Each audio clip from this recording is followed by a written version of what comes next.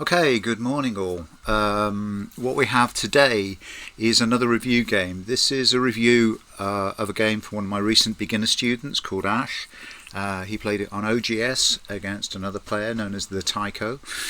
It's an interesting game because although Ash is currently ranked at 23Q and his opponent at 17.5Q, the game ended with White, not my student, winning by 11.5 points. Now with a 6.5 point Komi, as you can see in the top right, that means there were only 5 points different on the board. It was a really close game, and when you're at kind of double digit Q like this, 5 points is nothing. It's almost an even game. It was a great fight by Skywalker 7, by Ash, but there were a number of points in it that we need to go back and look over, and the key points again I think are one about slack moves, when we play moves that we just don't need to play, and so effectively we give our opponent 2 moves in a row. That's one area that I think Skywalker 7 missed a number of opportunities to actually get those extra moves in elsewhere on the board, which would have dominated the game. And then there's a couple of killing sequences, killing groups. That's always an exciting part of Go, and where opportunities were missed, and it'd be useful to go through those just so we can look a little bit deeper into shape and what that means. So here's the game. That's the intro. We're going to look for slack moves and we're looking for killing opportunities. And we'll try and keep this as fast and pacey as we can. So the opening. So Black played top right. Black is Skywalker 7, my student, and White played lower left. Black played a 3-4 in the lower right. What I think this is aiming for, and indeed it is the Chinese opening, because I played Chinese opening as Black a lot, and I think Ash has been looking at my games, and that's good. I think having a plan for the opening is a great idea, whatever your level of Go, because then from the outset you're starting to take some control rather than just response. You've got a plan, you know what you want to set up, you know what you want to achieve. Of course we have to react to events, and our opponent will never make our lives easy. That's why we all love Go, but having a plan at the outset is always good. So White takes a 3-4 in the top left, and Black makes the low Chinese opening on the right hand side. White approaches at the top right hand the 4-4 stone, which again I would expect to be very normal. White to approach, Black to defend, and then White to draw back somewhere around K16. And Black made this move, and I think generally I'd say that this isn't a good move to follow on the Chinese opening. When approached in that way, I would expect to see something like this, or possibly this, or even here, something a little bit more spacious. We're not worried if our opponent then slides into this position, we take the block out the corner and White makes a position, because we get an even result, and Black now has Sente to play elsewhere on the board, maybe down here. So the purpose of the Chinese opening is to set up this framework, and what the move here is just a little bit constrained. It leaves this area here very big and wide open for invasion, and actually I would consider that these 2 stones here in the corner are a little bit heavy. They don't have much shape, and even something like a standard when you're approached, when a 4-4 stone, this stone here is approached by a knight move, as we should be familiar with now, the standard response is to make a knight move jump, and then we end up with this Joseki where White slides, Black blocks, White extends. And notice in this case, normally if we're playing this on an open board, Black would want to extend about here, and that's a fair result. Black's already got a stone here, which makes this a very good outcome for Black, because then Black again gets the Sente, gets to make the first real big approach move. So that's what's going on there. I just think the move that you played here, Ash, is just a little bit tight.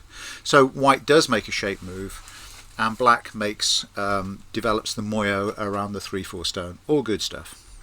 White attaches is a little bit aggressive, but because it should help Black build that territory on the lower right, and so Black hanes on the inside. We consider this inside because there's already a stone here. And the outside is in this direction here, which I think is a great move, and White defends and Black protects the cutting point. I think it's a great result. It works really well for Black. in the opening moves, in the Fuseki, we're not trying to get a big advantage over our opponent. We're just trying to stake out the board and decide where we want to be. So the lower right corner, this area now, is looking pretty good and pretty solid for black. Needs another stone here, maybe about Q5, but it's doing great. So white makes a shape. Now we look at the board. Actually, white's, in territory terms, white's got more space on the board. White's got the top side from the A line to the O line, and the left side from the A line right the way down, 19 down to 1. And black's area on the right, if that was just to become territory, is slightly smaller. And so black needs to either make a big shape move, something like this, or an approach invasion. And indeed, that's what Ash does. He comes in slightly odd point at the D17, but he gets away with it. I think it's okay. If I were white in this game, with that, I would simply block white and actually block black and build this territory here, and actually assume that white's strong enough to live here. But it means nobody gets that territory, but white gets a solid territory on the left and on the lower side. In the game, white came out this way, so black, I think, rightly pushed in between the two stones, following the core principle of separate your opponent's stones and keep yours connected. White descended. If black was being consistent here, black would descend and maintain that separation, but black decided to jump out, which meant white connected underneath, and then black made a tiger mouth on the other side, which is all good stuff. White harned, black extended, all normal, I would expect this, and then white pushed and Atari'd. In the game here, black connected, but I have to say, what work are these two stones doing? And the answer is actually none, because white is already connected. White's connected all the way around here, and so that these white stones and these white stones are connected along the edge. So actually the two black stones aren't doing any work anymore, and they don't need to be protected. And if we go back, so when black protected here, I'm not sure what black was protecting. There were alternate moves for black here. You could make this sequence, so white black, that's an exchange, but black's got good shape on the outside. It's got a Panuki shape. Or I would prefer just to give those to Atari here. White would play this, and then black can come out here or here, maybe here, just making a better shape. What happens in the game, by protecting these two stones that actually aren't doing any work, black is clumped up into the start of what we call a dumpling. White goes for that side, black makes a jump, great move. White folds round. I would be super tempted to cut here and say stop, oops, not that one there. Say stop being so cheeky, because now this white stone is in real trouble. It's got to run immediately, which means black can get this move in, which is an Atari, and then black gets this move in, which is an Atari, and then black gets this move in and cuts and kills the stone. That kind of sequence, I know it's not obvious, but actually this move by white was super cheeky, absolutely super cheeky, and we don't have to read too deeply to see that black playing here is actually threatening this move an Atari and kill next unless white responds. If white does respond and come out like this, then black can cut an Atari here, which would break out that way, so white will defend that, and then we get this cut and Atari on the two stones. So we would expect white to push out here, and then black finally gets the killing move. And actually that killing move is pretty vital. What does white do? White does this, and the corner's shattered, and white is barely alive. So it's a missed opportunity. It's a little bit of missed opportunity, not seeing at this point how outrageously cheeky that stone there, the E14 stone, is. Anyway, back to the game. Black jumped. Good enough, but not as good as the sequence that we've just talked about. White hits the point, and we just took right at the outset, I said these are too close and they don't have any shape and they're a bit caught, and white's now exploiting that. He's actually sitting right between these two. Great move by white, ignoring what's happening on the left hand side and attacking black's weakest stones. Black tanukis, I think that's fine. I think it's fine. It's actually making sure that this stone is isolated, and now black has expended 1, 2, 3, 4, 5, 6, 7, 8, 9 stones on the left hand side, and tanukied once, and white comes back unanswered. So the question now, are the black stones on the left safe and connected? Well, they don't have eyes, but they do have eye space. But how many more stones they need? This is where we get to the point of slack moves. It's black to play. Black can play anywhere on the board, and if it were me, I'd want to do something to support these. So black plays another move on the left. Let's just look at that move on the left. If white were to play, say black were to support these, if white were to play this move on the left, what would happen? Black would play here. White would play here. Black would play here. White, black. The white stones die, black remains connected. Okay, let's try another sequence. White plays there. Black plays here. White plays here. Black plays here. White plays here. Black, white, black. Slightly more problematic, but now white's got to do something here to avoid being killed, in which case black plays here. Black's out and connected. So actually, I think that this, going back to the actual game sequence, I think this move is unnecessary. I think it's a slack move. It's trying to defend something that doesn't need defending right now, when there are much more urgent moves elsewhere on the board. Certainly there are urgent moves to play around here or here or here to attack this stone. And then white attaches this side. Is this stone in any danger? I don't think this stone's in any danger, and if a move is needed here, the move is to come out.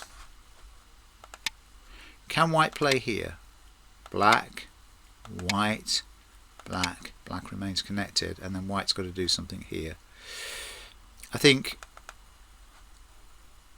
let's just go back to the game. After white here, this black would work. Means white can't cut. Black, white. White's got a cutting point. Black jumps out.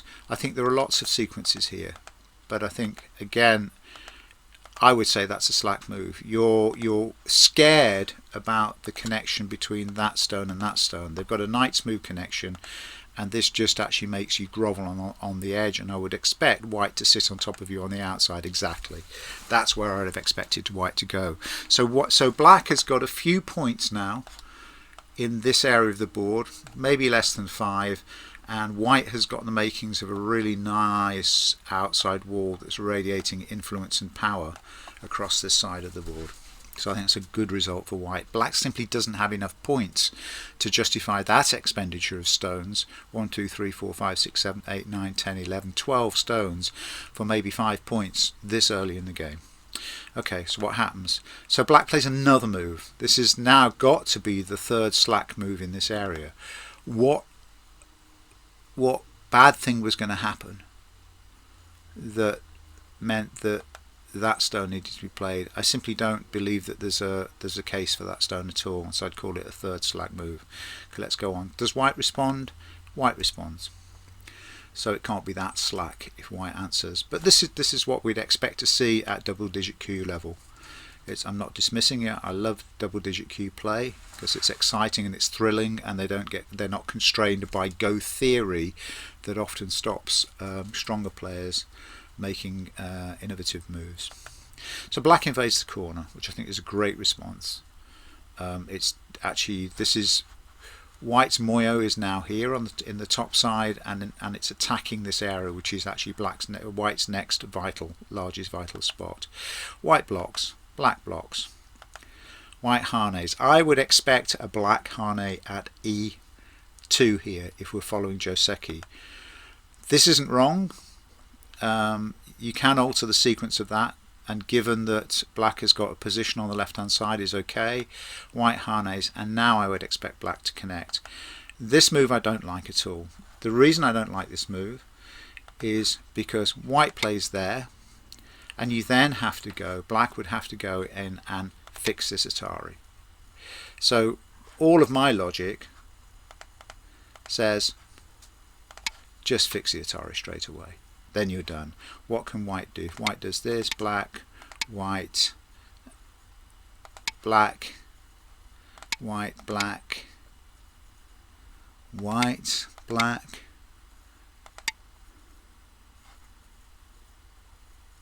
it's a dangerous sequence actually. Let's look at that again.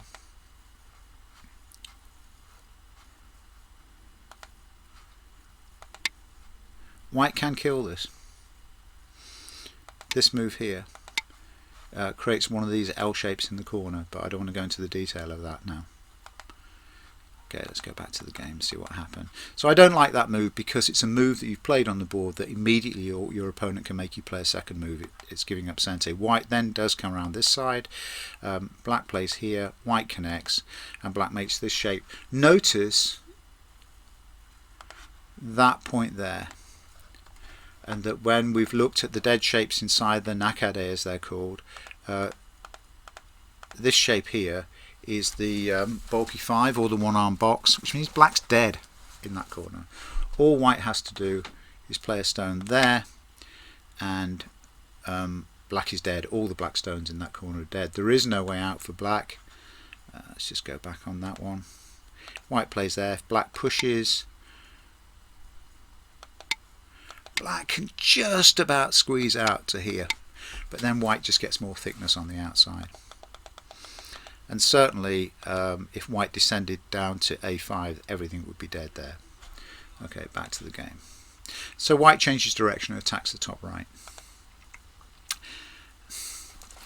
I have almost nothing to say about this move other than it's an empty triangle, and you all know what that means. There are many moves that black could do in this area. Here for one, here for another. I think the strongest one is here, but the empty triangle doesn't figure. And then white blocks the vital point for black to get out. So this looks like black's going to get sealed into the corner again. Black hanes, white backs off, black pushes.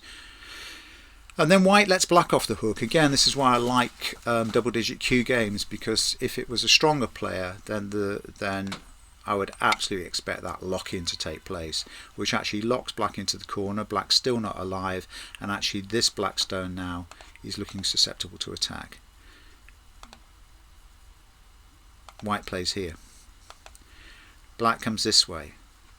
I think that's okay. White comes here. I would expect now black to play something like this, because black's now starting to defend its major point area on the board here. Black hanes on the edge, and white takes the point.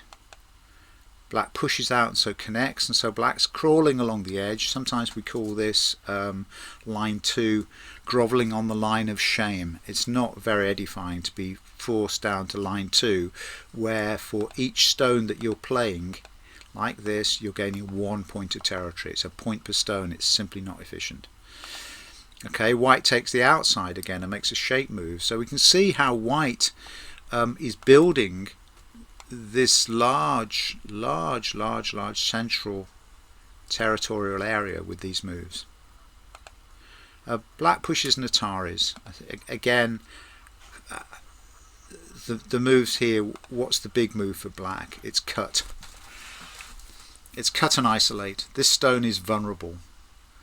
This white stone here is super vulnerable. What could white do with that? If white Ataris in this direction, black just simply eats that stone on R8. If white tries to Atari in this direction, black comes out, and then now these two stones are looking vulnerable, and we'll get to this in a moment, because this is something like this actually happens in the game. So black Atari, white responds. black makes a shape move that really can white push in here. Can white make that move? No, because black simply Ataris on top here. So can white make this move? Well, black just connects underneath. So there's no danger there. It's another slack move. It's defending against things that don't need defending. And so you give your opponent 2 moves in succession, and white attacks the corner. And now this is bad news for black, because black has got a few points on the right hand side, maybe 15, maybe 5 over here, and is potentially dead in the corner. And so this looks like an overwhelming white game at this point. Black comes out, white comes out, black hanes inside the corner, white comes out to connect to keep these stones connected. Black says, I really want that corner. White turns, black hane, white hane, black extends. So black is getting points here. We've got 1, 2, 3, 4. 1, 2, 3, 4 by 4 is 16, 17, 18, 19, 20, maybe 20 points for black there. So white pushes, black defends against the cut, white hanes, black defends again against the cut, white cuts, black connects, white descends, black connects. This goes nowhere. White plays here. Is there a need to play now by black? Black plays there. Okay, let's just for a moment, what happens? Let's just consider black plays somewhere else on the board and white plays there. What does black play? Well, then black would play here, and white can go no further. So actually this move again is another slack move. It's unnecessary. So we're back on the game. Black simply didn't need to play there, and actually would have been much better advised to either jump out here, something like that,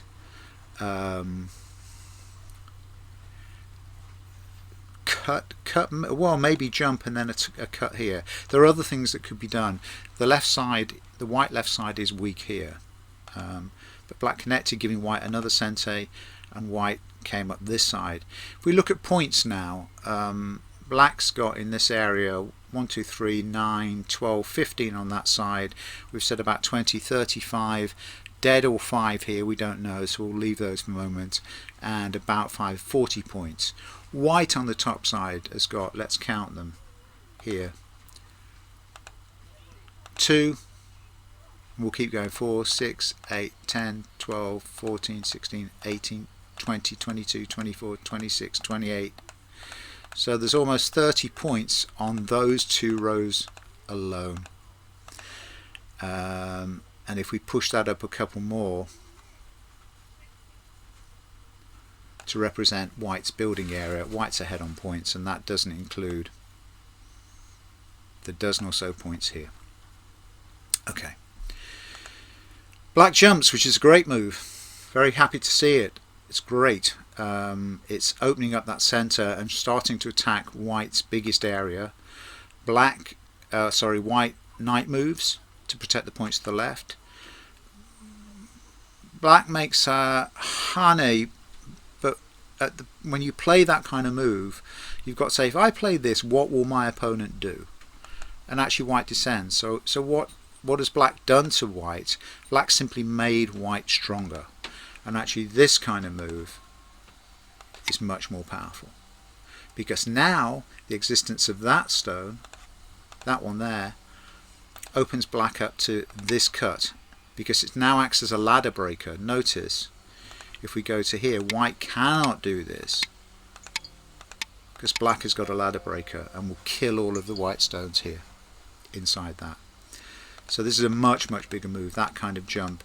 We have to be careful, really careful, about just simply playing moves that make our opponent stronger. I kind of like to, if you think of a medieval fortress, if you keep attacking the main gate, they're just going to put lots of wood and bolts and stuff behind the main gate. If you attack a particular weak point, it just gets stronger, and that's what happens with black's knight move. There's no risk to this group. This group here is unconditionally alive. It's got eyes to go for. It's got the corner. It's got these 2 stones in Atari. All is good. There's nothing to defend, so don't defend it. So there we go. White gets stronger, and black jumps again. Great move. That's the right move, and that does open up that cutting point there. White protects that top center side where all the big points are. Black makes a shape move that side, which is fine. White jumps, blocking and building that wall. So black harness, and white harness, and black extends, which is a great move. White extends. I'd like to see black extend again here, because if black extends again, then this stone is very close to connecting with this stone, and actually putting all of the white stones here under attack and potentially kill. What does black do? Protects the cutting point. Let's just look at that again. Is there a cutting point? What happens if white cuts? If black extends and white cuts, what happens if black cuts? There's an exchange. Black, white, that doesn't work. White, black, white. Oh, now we've got a problem, isn't it? Because actually black's got 4 liberties and white's got 3, like that. So the white stone's going to die. I don't think there is a risk here. It's close. It's a difficult call, and I'll accept that as a difficult call. But that looks rather to me like a slack move. Although it is aiming again fiercely at that cutting point, so I'll take that as it is. Okay, let's keep going. White harness, which is the great move, because that actually keeps the connection that white's desperate to keep between these and the outside and stopping them getting shut in. I think Ash does a great job to make this cut. Honey inside, push again, and this is where white misses the connection. This is a super slack move by white, because black first cuts once. Having played this one and protected your cutting point, actually the vital move for black was that one. And just cut these white stones away and take all the territory, and that's almost a game-winning move. It's not quite a game-winning move, but it's close, because this move by white is super slack. But equally, this one isn't big enough. It misses the vital point. It misses that vital cutting point between this black group and this black group, and connecting those two, and by doing so, killing off all of these stones here. Okay. Again, white's kind of leaves that point, this vital point that we keep identifying here. This is the vital cutting point between 2 groups. Q8 is left open. White harness, attacking this black group, but the black group's strong and alive. Does black respond? No. Well done. You make the cutting point. You make the cut. It does give white some territory on the lower side. White can make an attempt to pull these 2 stones. These 2 stones out of trouble here, but that was the vital point, and you hit it on the nail. White harness. Black harness. I think that's the wrong direction. I think the harness should have come here. White, black. What does white do? Can white turn? No. Connect. White's now got 2 liberties. Black's got 3 here. White's dead, and the whole white group is dead. So actually this is direction of attack that we're now looking at. Which way did black make the Atari? From the top, which means what does white do? White connects. Just look at it again from the other side. If you Atari from this side, you keep white separated. White, black. Black stones have got 3 liberties, white's got 2. If you Atari from the top, you enable white to connect, and we know that this is the key strategy in Go. So white connects. Black pushes. white blocks. Black changes, suddenly worries about the lower left group. The focus of attack has got to be on this group at the side, because now something like a monkey jump absolutely kills that group dead. So I'm not sure in this point why, given that you've got these two stones here already in Atari and dead, and so you've got eyes there, and the death of all of these white stones here will mean that all of your stones are connected. I'm not sure why this suddenly became the most urgent move on the board. So I'm going to label that one slack as well. White turns now on inside to make an eye. So white has now got one eye in this area, because it's got a 4-point space. So white's got an eye. Does white get two eyes? Black jumps in. Great move. Make sure that is only one eye. White blocks. Now what's black's move? Black's next move should almost automatically be this one, because now white can't stop the connection. White plays here, here, here, here, here, connect. That's now a false eye, and that's not an eye at all. White is unconditionally dead. That's one sequence. But it depends on this jump connection here that we've just explained. You can go back and look at that sequence again. What happens here? Black plays this move, which means white slams the door. White doesn't slam the door. I would expect white to slam the door here to make this eye. But white doesn't. White first plays a forcing move, cutting on that side. So black connects, Atariing the white stone. The white stone descends, but black simply takes. Okay. So white's dying. White's dead now. White only has one eye. White comes down to make sure that eye is there, and now this is the missing point. This is the vital point.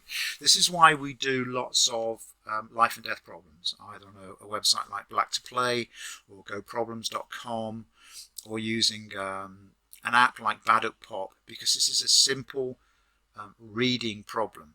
Let's look at that problem. What does Ash play in the game? Ash plays that move. What does white do?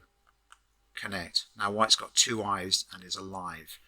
Okay, so that means that if this was a go problem, you failed. Let's look at it one more time. That's the situation. What happens if black Atari is there? Can white connect here? No, because black kills there. So let's look again. What if black throws in here and white takes here, and then black plays there, and then white connects here because the two stones are in Atari, and now white's dead. White has only got one eye in this area here, and no opportunity, no possibility, no way of making more eyes. White is dead. And I think in terms of this game, that's where the game almost was won and lost. So let's just go back and look at that again. That was the sequence. Black Atari'd from that side, and white makes the eye. If we look at it from the throw-in, black throws in here. White cannot connect here because it becomes a self-Atari. Cannot do that because of this. So white must take, actually white should walk away at this point, and then black closes that and makes it a false eye. So that's what would have happened.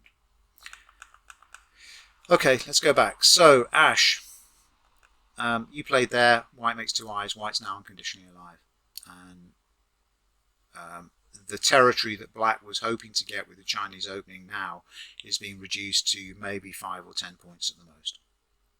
White's winning the game. That's our old friend, the empty triangle. I think you may have got away with this, but actually you've just played there. What happens now if white cuts there? You're dead. Black stones are in Atari. They've got nowhere to go. They're dead.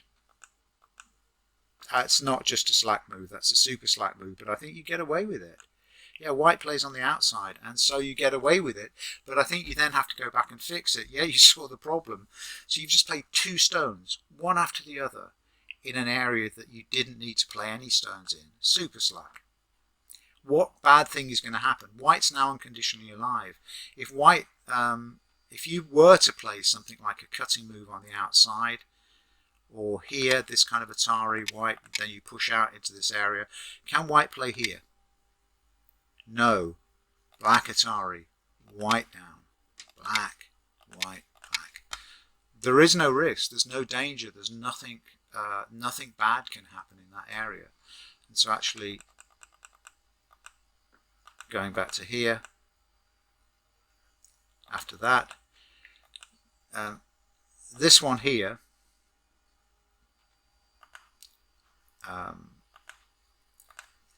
T7 is not only super slack, it's really dangerous, because if white was had more about him, he simply killed the 2 stones straight there. So they've killed the 3 stones straight away by cutting and Ataring at S9. As it happens, white plays on the outside. White's building this big, super strong, thick wall all around these points here. Look at these points in the center of the board, all becoming whites with super thick walls, and you then have to play another stone to go back and fix the problem that you created with the previous stone. Okay, white continues building this super strong wall around this territory. Let's just count it out just for sake. Let's say 1, 2, 3, 4, 5, 6, 7, 8, 9. Let's call it 9 lines. It's actually 10 with this one as well. 10 lines. And in this direction, we've got 1, 2, 3. We have 9 lines there. I'm making a mess of this. 1, 2, 3, 4, 5, 6, 7, 8, 9 to there. So this shape here is a 60-point shape. And as we've said many times before, in a game of Go, we have 361 points on the board. Each player will play around 120, 130 stones. So that's 260 stones get played in the game, less captures. That leaves 100 points to divide between the 2 players. If you have 60 points on the board, you've won the game. Largely. It's not always true, but that's what you're aiming for. Once you've got 60 points on the board, check your opponent's score, and the game could be won. It's a very important principle, and white right now is looking at those big points on the board. So black invades, quite right too. Nice invasion point, by the way, Ash. Works really well. White has to descend. You're going to try and make a shape inside. If you're going to try and make a shape inside, you've got to be a bit more, you've got to jump a little bit more about, something like this. Because if you play the one that you do, then what's white going to do? I'm looking at that saying, well, I'm white, I'm going to play at K17 next. White doesn't. If it was me, I'd have played there and simply caught your 2 stones between 2 walls, and they would have withered on the vine. White gives you a chance, and I think you exploit this chance really well to get back into the game. White harness. You push out. White harness again. You make a shape move. You're trying to make space for 2 eyes on that lower edge, which is great. White wedges between the 2. Now you've got to ask yourself a question. Is the stone on N18 doing any further work? Is it helping you make 2 eyes? Because the answer is no. So actually you don't need to defend it. You'd be much better off using its death in this way. Now if white takes, you can push out and you start to make some headroom. Here, what's white's next move going to be? I'm looking at it and going, white's next move is going to be M18, I think, and just kill the 2 stones. There it goes. So actually, your move here was just a complete waste of time. Super slack. White descends. You make a shape move. I'd have liked that to be somewhere like here, because then, can white do this? Yes. Yes, it can take those 2. but white just wedges down anyway. Could we have done that better? This move. This move would have kept you connected, and you've still got M16 in the background. In the event, you get away with this, and you get away with it because white makes some mistakes, and that's fine because you're 23Q and your opponent 17Q. It's what we would expect, but a stronger player really will punish you for these kind of moves. So white takes 2 stones on L, 17 and 16. Are they defendable? Yes, you go down. If white comes down, can you bridge under? Just about, but that's the wrong move. No, it's not the wrong move. It's the right move because it Ataris. So white takes, and then you come out. White comes out, then you bridge under. Okay, great. That works. White comes here. This is a vital fight. I've not seen this bit of the fight, so I am reading this out as I go along. I reviewed the earlier part of the game. So you come out on a diagonal. This is a nice move because you're now threatening to cut an Atari these 3 and make some eye shape. So white responds and connects. I would like now to see black either jump to H14 or exploit this cutting point and weakness. And this goes right away back to that opening of the game and those weaknesses in shape. But let's see what happens. You come out. I think it's a bit slow. I think it's a little bit slow. I'm not going to call that slack. I'm going to call that slow. But I'd like to have seen the jump here because the jump then aims at this cutting point and potentially this cutting point, and you still have this cutting point in reserve. And white simply thinks can kill you. So that's a bit slow. What's white going to do? Protect the cutting point? Yes, sit on top of you. You connect. White protects the cutting point. You come down. White blocks. You come down. White throws in. Interesting. Where do you play? You play here to Atari white. This move, again, let's just say that's a better move. Why is that a better move? It gives you an eye. If white now plays here, you play here and you've got one solid eye for your group. And you've got some opportunities in these kind of areas to get around white, which I think you do in the end.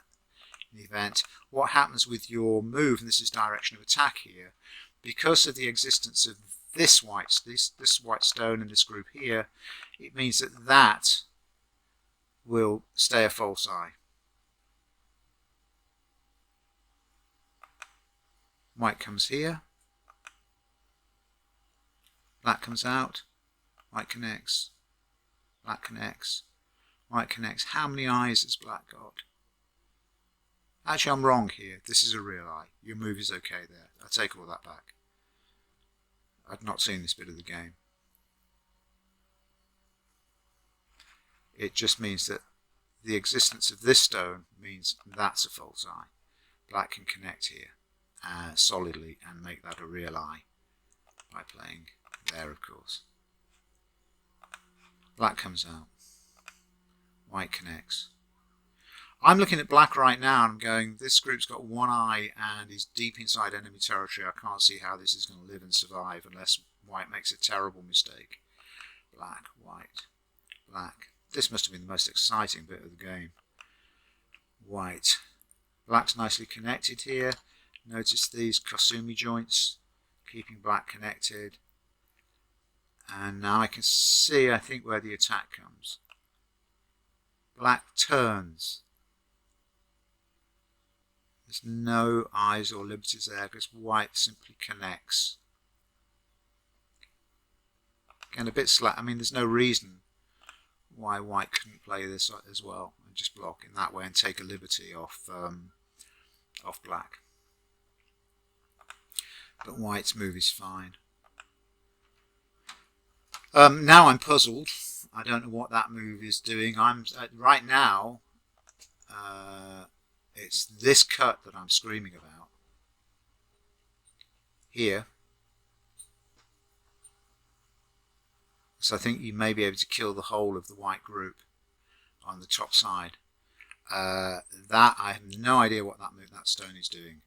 It's not defending anything dangerous. Is it making eyes? There is a risk here of white doing something like a jump into here to take the eye space away, but I think black can connect to the corner on this side. Anyway, let's go back, focus on the fight. The fight on the top side, so exciting. Doubtful, dubious at best. White simply blocks. You just made white stronger again. Wedge in. What will white do to that? I would expect G7. There it goes. Anti-fix? Really? I have to say, is the stone at H7 doing any useful work at all?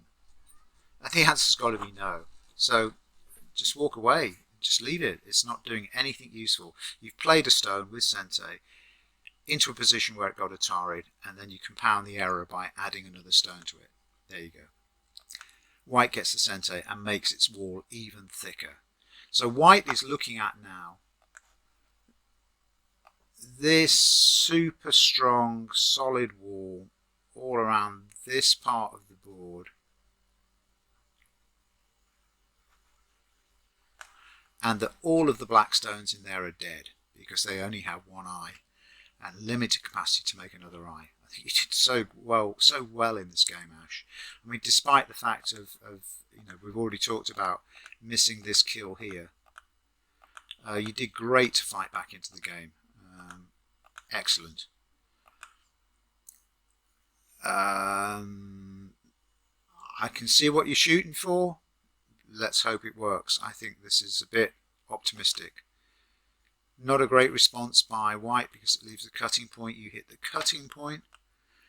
White Atari, this is direction of attack again, because white Atari is in that way, and now when you connect, your group here, your 3-stone group, have got 3 liberties, and white to the right of you have got 2 liberties. So there's a problem here for white, and again, this problem could be solved, I think, by white simply playing here, black, white, and now what does black do? Black plays here, white here, black's in attack. I mean, there is no sequence there, so this is direction of attack, and white misses the direction of attack. Wrong Atari. 3. White comes down, and you walk away. I think, okay, let's see what happens in the game. Again, you're defending something on the left-hand side. That move there, my expectation looking at the board is that white will simply block at E11 and make its center wall stronger. There you go. It's just stronger. And now you play this move. What does white do? This is a great play. This is a really great move. Because if white connects here, then black can cut here. And this stone simply cannot be killed. Let's go and look at what happens in the game. Great move. Really, really great move. P14. Absolutely hits the vital point of your opponent's shape. Excellent. White does connect. Do you cut? No, you connect that way. Okay. Let's look at this sequence. If instead black plays, let's take the triangle out. Go back one. And let's take that out. Okay, so black, white, black. White does this, black does this, white does this, black does this. What's happening now? Black has got 1, 2 liberties and an eye. White's got a vulnerability. Okay, let's go back to the game and see what happens. You play here, you connect there. There's almost nothing on earth now stopping white from saving all of its stones and winning the game by playing at Q15. that move there. What happens? White pushes inside. Do you need to answer that? Do you need to answer it at all? You've got a Komi connection. Nice move. Attack White's connect point. White connects on that side, and you cut an Atari. Beautiful. White's made mistakes. This is now a liberty race. You should win this, and in winning this you establish your black group on the top right hand side and kill White. What does White do? White threatens your black stones. Okay, do those black stones need saving? I think not. I think the move for black now is to give up these 4 and take there. Because White, even if White Ataris, you simply connect. And White's dead, and you've got all the points now. Everything here, everything black is alive, all the way around here to this side. What happens in the game? White Ataris.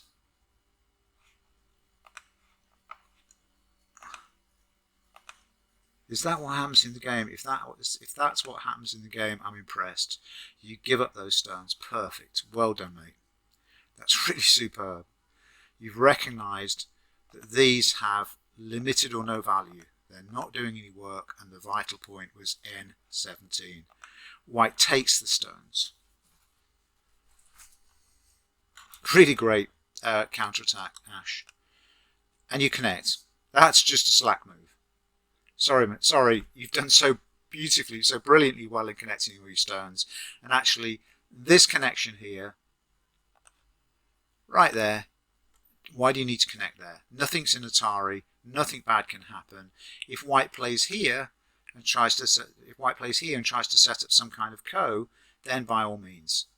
If White plays N18, but you don't need to do anything now. Completely slack move. Doesn't do any useful work.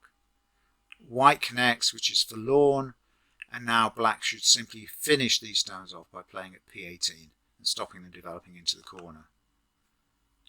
Okay, so you're attacking on the other side, you know you're connected, White blocks. Okay, let's just look again. Why do you need to play there? Are you worried about White starting a ko? Yeah, there could be a ko there. White could make a ko for life. And I've just done a video on kos and big kos in the game. So White could throw in for the ko. So I understand that one. I think that's a safety move, given that it looks like you're now ahead in the game. White blocks here. Black pushes. White pushes. Black blocks. Now you're short on liberties, and you need to connect at J19. That's a nice move. That connects the corner, means that this corner lives. If White had played here at A5, it would have killed your corner shape. You come out, White comes out. That's the wrong move. The correct move is this one, because it means that White plays here, you play here. Atari.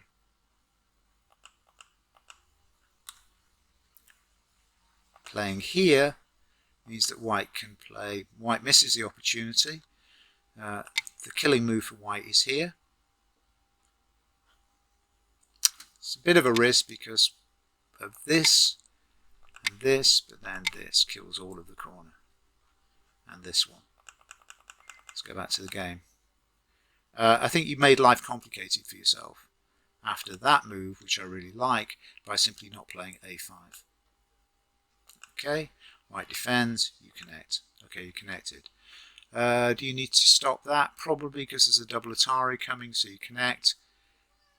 Useless move by White, just block on the outside, hopefully it's C9, correct.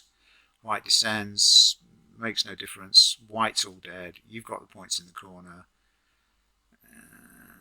Unnecessary move. Another slack move. What can White do in this situation? Just look at it. There's no good move for White.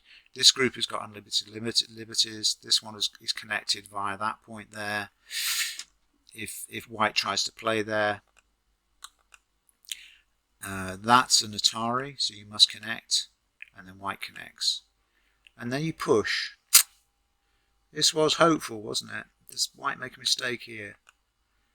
Yeah, no mistake at all. This just didn't go anywhere.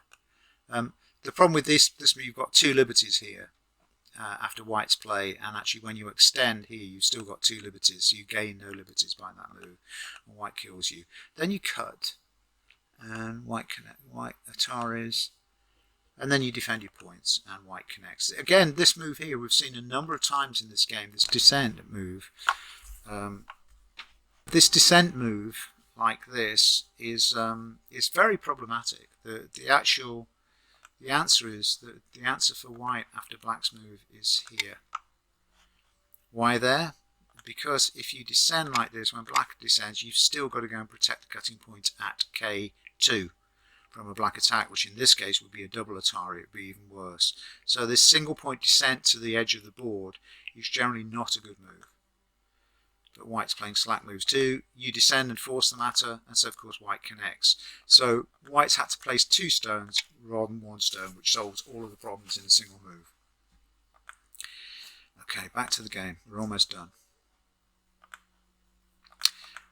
Black descends, forces white to connect. Black centre. You can play any way you like on the board.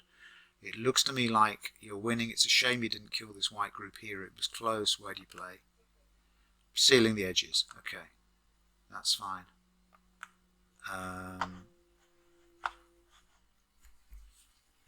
So that's black. White descends here. Black connects. White takes.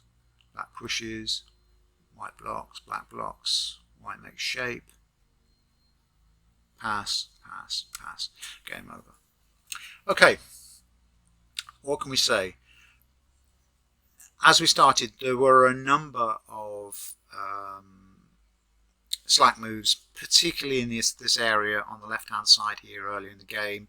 I think black was lucky to get away with this, but equally black was unfortunate not to kill these white stones here. It was one single reading move away from killing all of the white stones. And I thought the counter-attack here was excellent, and particularly Ash, you're seeing that actually this L-shaped group that was sitting in here was simply a sacrifice group. This group here was for sacrifice, and the vital point was there, actually connecting and killing the corner.